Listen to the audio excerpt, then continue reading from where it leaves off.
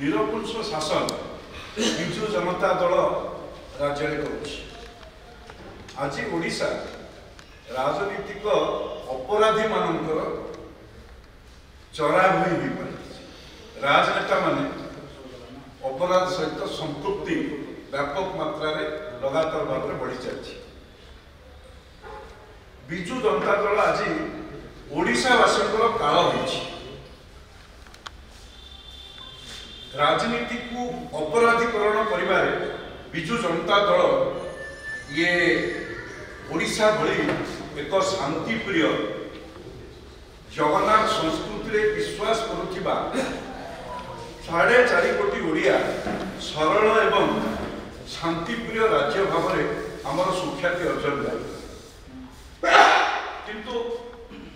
अफसोसर कथा होछि कि विजु जनता दल निरकुंश शासन पाइछि। विजु जनता दल सबुठ बड़ उपलब्धि 23 वर्ष भितर होइछि। तांको दलर नेता मंत्री विधायक माने आज किए हत्याकांड अभियोग किए यौन केलाकारी कार्पटादार साजिछि, किए महिला विरोधी हिंसा तार ना आसुछि। ये राज्य सारा एक चित्र प्रकाश पाउछि राज्यवासी सामने। ममिता बहन शिक्षयित्री जार हत्याकांड घटिथिला एवं समग्र राज्यवासी से कथा को केही भूली ना। विजु जनता दलर जड़े मंत्री दिव्यशंकर मिश्र गृह राज्य मंत्री तांकर संपृक्ति सारा राज्यवासी जानते। से विधानसभा हो राजरास्ता सब जगह ये कथार आलोचना होता, प्रतिवाद होता। एबे किछि दिन तले तार जे मुख्य अभियुक्त गोविंद साहू ताको जेल भितर पुलिस माध्यम हत्या करा। कहीं जो दिन तारीख अच्छी कचेरी से दिन गोविंद साहू काले समस्त नेता मानकर मंत्री मानकर ना खुलासा कर भय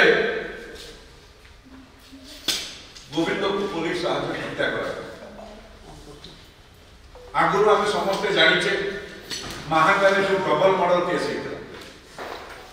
जो 13 नंबर मुदाला भाव में से समय आईन मंत्री पंचायत राज आईन मंत्री प्रताप जेना संपृक्ति समस्त पाखे जड़ा था और 13 नंबर मुदाला भाव में नाम तार जे मुख्य अभियुक्त ताकू से ट्रक चढ़ी मारी दिया। समस्त साक्षी प्रमाण को नष्ट करदे ये सरकार ये गोटे रेकर्ड सृष्टि से भाव में आम किसी दिन तले जानी जड़े जिला परिषद सदस्य विजु जनता दल धर्मेंद्र साहू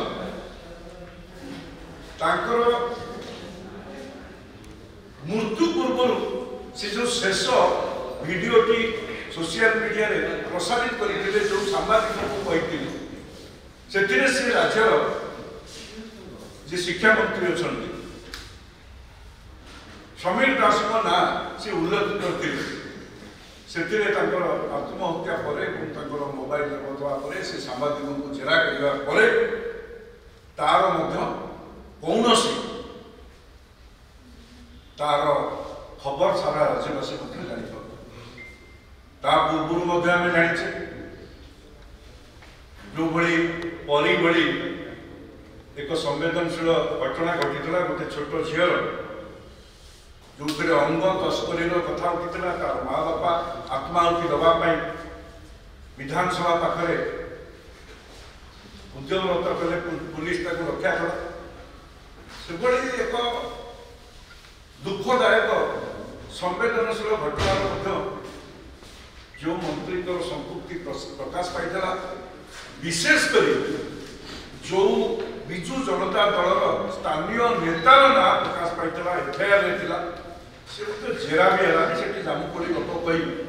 से तार कौन पड़ा राज्यवासी जान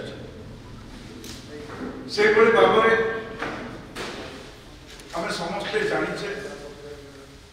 विगत दिन मानक जो भाव में राज्य में महिला उत्पीड़न से सब कथार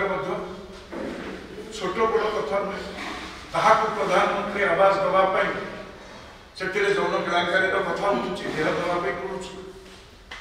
कौटी सरकार साधारण सुविधा टिके पाइबा गरीब लोक विजु जनता दल नेता मानकर लोलुप दृष्टि पड़ुची सर्वशेष राज्य में महिला उत्पीड़न कथा सारा देश में 5टी राज्य भितर ओडिशा स्थानित रही केवल कहूना एनसीआरबी रेकर्ड एक कथा सरकार तथ्य को आधारित कर तो से दृष्टि भारतीय जनता पार्टी ए समस्त घटना जिते प्रतिवाद से वेबिनार कथा हो से कुंदुली पीड़ितार आत्महत्यार कथा हो कहीं न्याय पाई ना तो से दृष्टि आसंता 26 तारीख समग्र ओडिशा रे भारतीय जनता पार्टी समस्त मंडल रे महापुरुष मानकर प्रतिमूर्ति तले सत्याग्रह 4 घंटिया सत्याग्रह करने योजना करिछि एवं मु आशा करुछि आपण मानक माध्यम रे जो लगातार निरंकुश शासन रे राजनीतिक नेता मानकर ओडिशा आज अपराधी मानकर राजनेता अपराधी मानकर चलागुण पाई आम समस्त मिलित भाव में आपको सत्याग्रह माध्यम प्रतिवाद करवा आपण सहयोग मु कामना करुच्ची एवं भारतीय जनता पार्टी कर्मकर्ता साधारण नागरिक को अनुरोध करी ये सत्याग्रह माध्यम आम महिला उत्पीड़न एवं राजनेता मानकर ओडिशा रे शांतिप्रिय राज्य जगन्नाथ संस्कृति रे विश्वास करुवा सारा 4.5 कोटी ओडिशावासी प्रतिवाद स्वर ये सत्याग्रह माध्यम आम प्रतिपादित करवा मु आशा करुच्ची भारतीय जनता पार्टी कार्यकर्ता एवं साधारण जनता सामिल होगा ये सत्याग्रह 26 तारीख दिन ये सत्याग्रह सारा ओडिशा आम विभिन्न जोन मान